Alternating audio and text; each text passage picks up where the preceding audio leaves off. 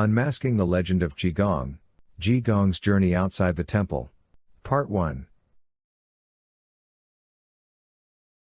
One day, Ji Gong spent a night at a prostitute's home. He woke up and left in the chill of the morning. Ji was cold and hungry, so he decided to beg for a meal at the official's house. As he passed by the main door of the residence of the Chen official, the door guard asked, "Venerable, where are you going?" "My master is thinking of you, please come in to take a rest." The guard went inside to announce Ji Gong's arrival. The official came to the main hall and asked, "Why have you not come by for a long time?"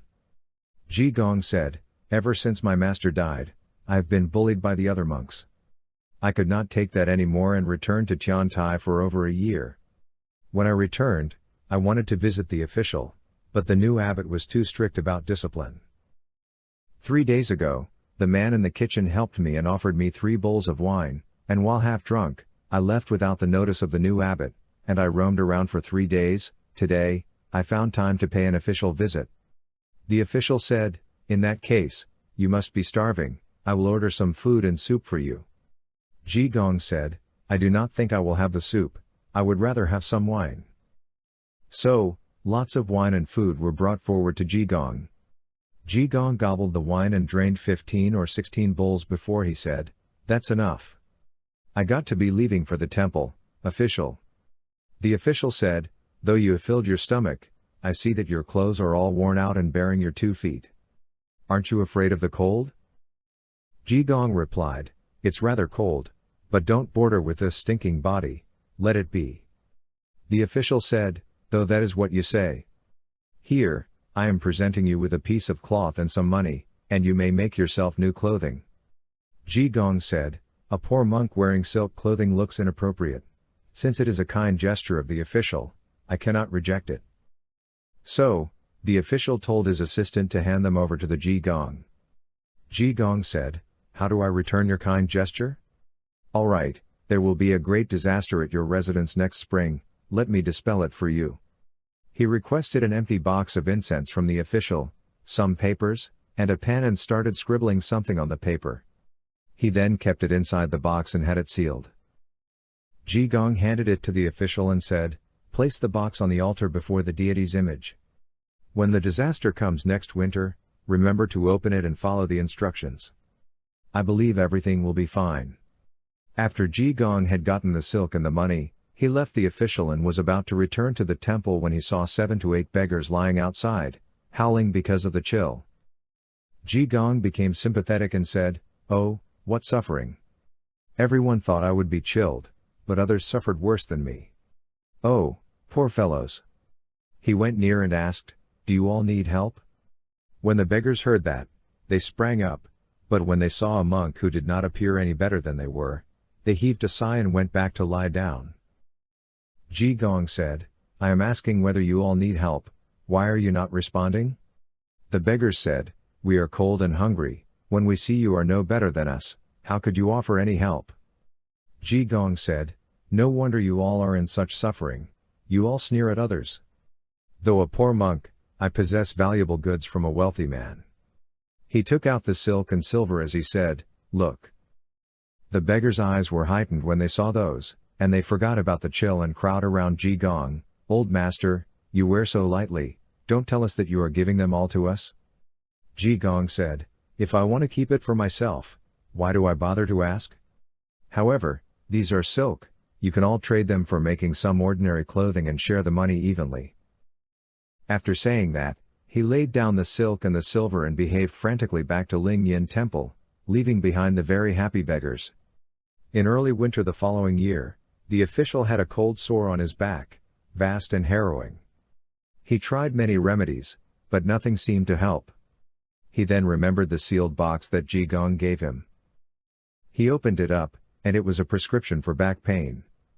The official followed the prescription, and the effect was immediately noticed, and he believed that Ji Gong was a sacred monk who has the magic and skills to predict the future of things happening.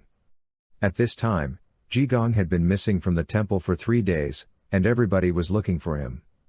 But there was no sign. The abbot was agitated about Ji Gong's lodging at a brothel. When Ji Gong returned to the temple, the angry supervisor questioned him. "You have been away for 3 days, the abbot has been asking where have you been?" Ji Gong said, "I wandered around for 3 days, I drank at the Shenyang wine house and slept at the brothel at New Street." The furious supervisor roared, "That's enough. That's enough. As a monk, eating and drinking have already broken the precepts, and you still sleep in the brothel?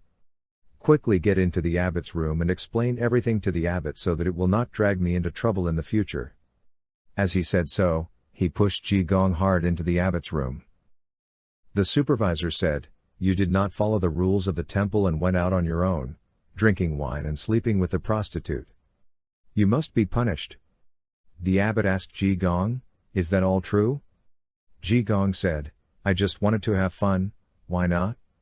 The abbot said, "Other matters you can do for the fun of it, you cannot consider so for sleeping in the brothel." The supervisor then ordered the monk to beat Ji Gong's buttocks with 30 spanks. The assistant took the order and stripped Ji Gong before giving him the spanks on the buttocks. All the other monks laughed when they saw Ji Gong bare his bottom. The abbot saw it and asked, "Why is this monk so ill-mannered? Doesn't he even don't know about discipline?" The supervisor replied, "This is because the Grand Master had spoilt him and allowed him to have his way because of his frantic." The abbot said, "Since he is frantic, there is no use spanking him after all, just release and forgive him." Ji Gong jumped up and left the abbot's room, laughing as he said, "You all notorious monks dragged me to the abbot expecting the abbot to spank me.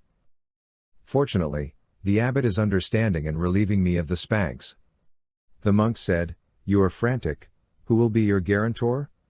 Ji Gong said, "All of you only know how to gossip behind the scenes. Now, you all dare not confront me." Then Ji Gong became more frantic and fooled around at the temple. The monks began to plan a way to make the abbot dispel Ji Gong from the temple. The abbot said, "Though Ji Gong is frantic, he is a disciple of the Grand Master, we can't dispel him without a good course." The supervisor monk said, "I have a plan to make him feel that he must leave alone." "How about that?" The abbot asked, "What plan?" The supervisor said, "Last year at the temple, we originally had a dedicated salted cabbage seeker who generously offered alms for all the monks. As this is a difficult task, no one can succeed him, so the position is abandoned. Why doesn't the abbot make him take up the position and seek alms daily? He will not return to the temple out of shame if he can't get any alms." The abbot said, "It's not an evil plan after all, except I am afraid he will not accept the assignment." The supervisor said, "That will not be difficult, as he likes to drink wine, but if only wine can be offered to him, he can't say no." After that, the abbot instructed the other monks to prepare a feast for Ji Gong while he sent someone to invite Ji Gong over. When Ji Gong was in the abbot's room, the abbot told him, "All the monks bought you wine." Ji Gong said, "There is no cause for the monks to buy me wine, there must be something on. Can the abbot please tell me before I accept the treat?" The abbot said, "I am new here as an abbot, I do not know what had happened before. The monks told me that there had once been a monk who sought salted cabbage for all of them, and now there is no one else. They intend to appoint another person to seek alms from all directions and request you draft a notice, which is why they all treat you." Ji Gong said, "This is not difficult. I can enjoy a good feast, and I can write essays spontaneously." The abbot said, "Since the feast is intended for you, just eat to your heart's content." The abbot ordered the monks to bring out the food and the wine and placed a big bowl before Ji Gong. Ji Gong laughed heartily, "Every day I do this at the back of the abbot and feel so bad today the abbot is giving me a feast, I can eat heartily." Immediately, he gobbled 20 to 30 bowls of food in succession and still not stopping. Though the foods are good, the notice must be done, and do not get drunk and foul the whole matter. Ji Gong said, "It is not difficult at all, please bring the brush and ink, I will write it before I eat again." The monks laid the papers and started grinding the ink. With little thinking, Ji Gong started writing. Upon completion, Ji Gong presented the notice to the abbot, who praised him excessively, "Good notice," and requested the wine be brought to him. Ji Gong merrily drank 10 over big bowls. While being happy, the abbot said, "The text you have written is very profound. To maintain the originality of the text, I would prefer you be the alms seeker as well. Ji Gong said, no.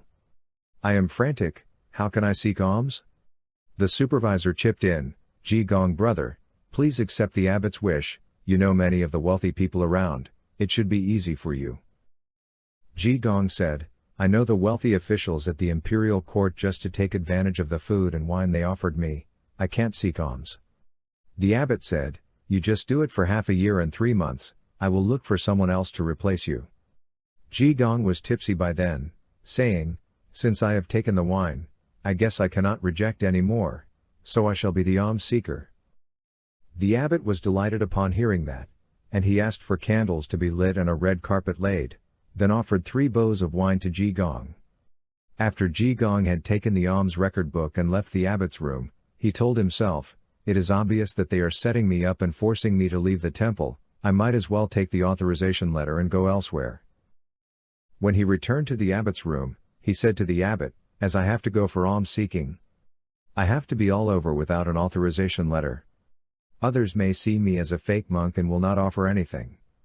The abbot said, you are right, and asked for the authorization letter to be brought to Ji Gong. Ji Gong spent another night at the temple as it was already dark. The following day, Ji Gong left the temple and was on his way. He kept thinking, this group of monks is grouping to chase me out of the temple, as for me to stay on it will become meaningless. That abbot at the Jingxi temple seems to be comfortable with me, maybe I should look up to him, I am sure the abbot will accept me. After he made up his mind, he headed for the Jingxi temple. Dear viewers, this is a part 1 of a 2-part series. The Ji Gong's journey outside the temple continues in part 2, premiering next Friday when things get even more interesting.